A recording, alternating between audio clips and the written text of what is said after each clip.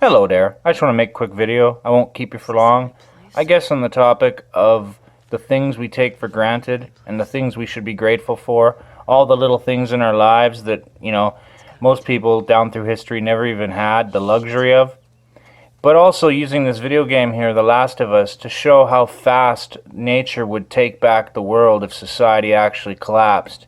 And the idea of how people honestly wish that happened, like wishing that society would collapse so that something else would take its place, but the anarchy of it, like most anarchists would promote, it's ridiculous when you think about it. No one should really want that. I mean, I like order and society. I like being able to just buy luxuries or whatever, whereas back in the day you would have had to scavenge for them, make your own, or barter and trade, much less before the Industrial Revolution, before all this great technology existed.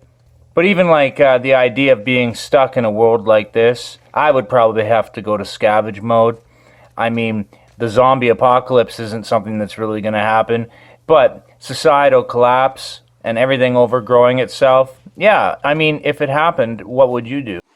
At that point, growing a garden is kind of mandatory, but also, there's things that we take for granted, like I said before, that we couldn't really get back. And once they ran out of them, that would be it. That would be all. Like lighters and matches for fire. Like, how convenient really is that we take it for granted and would miss it if it was gone?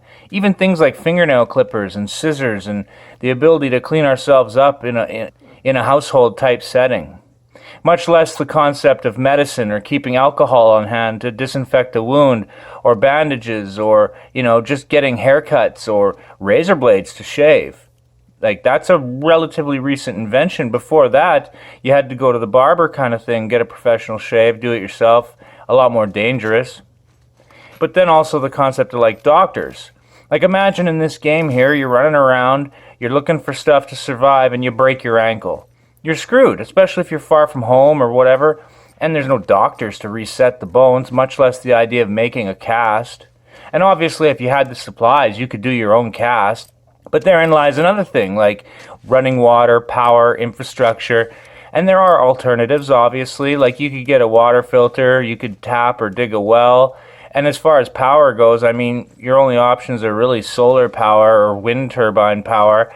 At that point, a gas generator, well, gasoline is one of those things that wouldn't last very long. This game gets that wrong, actually. The idea that gas is still good after years and years. Nah, it would go sour within a year. But the idea of getting solar power or whatever, it's possible. It's even possible to prepare now for such things and not even need to pay a hydro bill or a power bill. But society and order, people who wish for anarchy, it's like, be careful what you wish for. It might come to pass. And in my opinion, it's kind of dough-headed. And then there's also the idea of guns and bullets. But I've known people throughout life who can make guns and bullets from scratch, But without a power generator, how are you going to function a CNC machine, much less a machine shop to do such things like pressing bullets? You don't really need power for that, but you do need power for a shop to use tools to build stuff.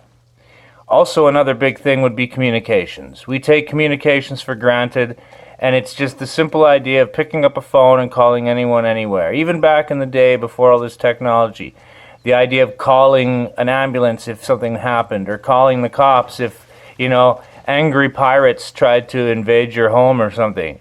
So obviously the idea of anarchy, it's the people who want that aren't thinking it through. And then there's also things like food stores, grocery stores, whatnot. But in a way, this has made us very codependent on the system. Because you're talking about a population shift where back in the day, 80% of people came from a rural setting and could get their own food like a farmer or a homesteader. And city folk and people who couldn't and who were completely dependent on the urban setting was 20% of the population. But now it's switched. 80% of the people are in cities, codependent and kind of trapped, and 20% are on the farm and on the homestead. And so when you think about those numbers, 8 out of 10 people don't know how to get their own food, basically, without the grocery stores. Also, stuff we take for granted, like power and sewing machines, the ability to just make clothing, or go to the store and buy clothing without having to scavenge or wear a potato sack. I mean, your shoes. Shoes are incredibly hard things to make, and we just take that for granted. We go get a pair of shoes, whatever, right? But without all these wonderful clothing stores, forget about it. And then, like I was saying before, gas for cars and travel, like, it would be going back to horseback in an instant. Like, horses would be very valuable in this situation because, like I said, gasoline would go sour, and unless you got somebody producing more of it, that's all. But yeah, like, you want to trade security and safety for anarchy? I think that's insane. I would never want to do that. I don't even know why anyone would think about it. But even to snap back to reality, the idea that something like this in this video game, it's not even close to happening for us here in the West. There's maybe some places and war-torn places that are like this, and in that case, all you can do is get out of there. But where we're at now as a society, with the dollar collapsing and healthy food being harder to find, for people in cities, you could start a little garden, even a window garden, which is what I'm going to start doing this summer. And then for people with their own little pieces of property, an acre of land can feed like 5 families probably. And if you're going full bore, getting chickens and homesteading, like, these are all skills that I feel really stupid for not learning a lot earlier in life. Like, I always kind of wondered what would happen if there was no more grocery stores anymore, and I always thought, like, if society breaks down or whatever, what would I do? But now that there's an actual real possibility of something like that happening, I hearken back to the history books with the dirty 30s and the starvation and the whatnot. But as far as now, today, like, people in general, chickens and eggs, for one, it's one thing that's going to be worth more than gold in the future. And of course, getting like a water filter system is obviously key.